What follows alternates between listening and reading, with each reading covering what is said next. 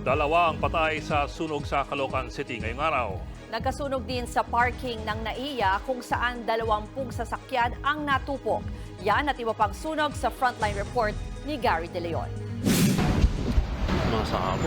Isang sunog ang sumiklab sa open parking ng NAIA Terminal 3 sa Pasay, 1:30 kaninang hapon. Natupok ang ilang nakaparadang sasakyan. Kumalat na yung apoy. Oo, yung mga kotse, no? Maririnig din ang mga pagsabog. Masabog-sabog na. Lumalakas yung apoy. Oo, ang init pa eh. Gasolina pa niyan.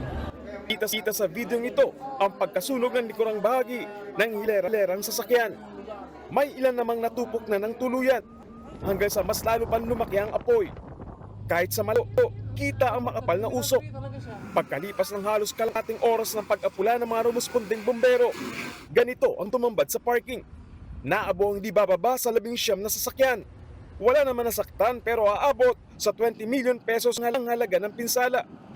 Dito sa lugar na to, ng mga nakaparada sa sakyan, nagsimula raw yung sunog. Isang SUV ang pinagmulan ng apoy. Dahil tuyo na ang damot, malakas ang hangin, gumapang ang apoy 50 meters sa kabilang linya. Kaya nadamay rin yung mga nakaparada ng sasakyan doon sa lugar.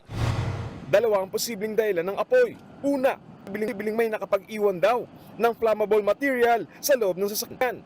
Ang pangalawa, grass fire. Ipinasara muna ang parking area habang gumugulo ang investigasyon. Nilinaw naman ng NAIA na hindi sila ang operator ng parking lot. Inuupahan daw ito ng isang concessionaire. Maaari naman kumuha ng Fire Incident Certificate sa BFP ang mga may-ari ng sunog na sasakyan para makapag-claim ng insurance benefit. Tulong-tubing na binuhat ng mga bombero ang residenteng ito para dalhin sa ospital. Sa gitna yan ng sunog, sa Marcela Street may Caloocan kaninang tanghali. Binawian din ng buhay ang biktima. Bukod sa kanya, isa pang residente ang natagpuang patay sa kanyang bahay. Siyam na iba pa ang sugatan sa sunog na tumagal ng halos 2 oras. Sumiklab din ang sunog sa isang residential area sa Barangay Rosario, Pasig, bandang 4:00 ng madaling araw. Tumagal ng 2 oras bago tuluyang napayang ang apoy. Aabot sa 80 bahay ang natupok. Sa Ilagan, Isabela, natupok din ang higit 400 dekada ng St. Ferdinand Parish Church kaninang tanghali.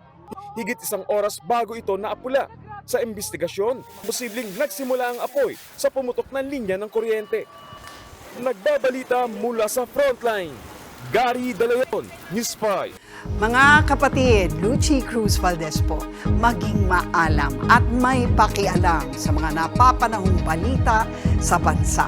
Tumutok at mag-subscribe sa News 5 social media pages.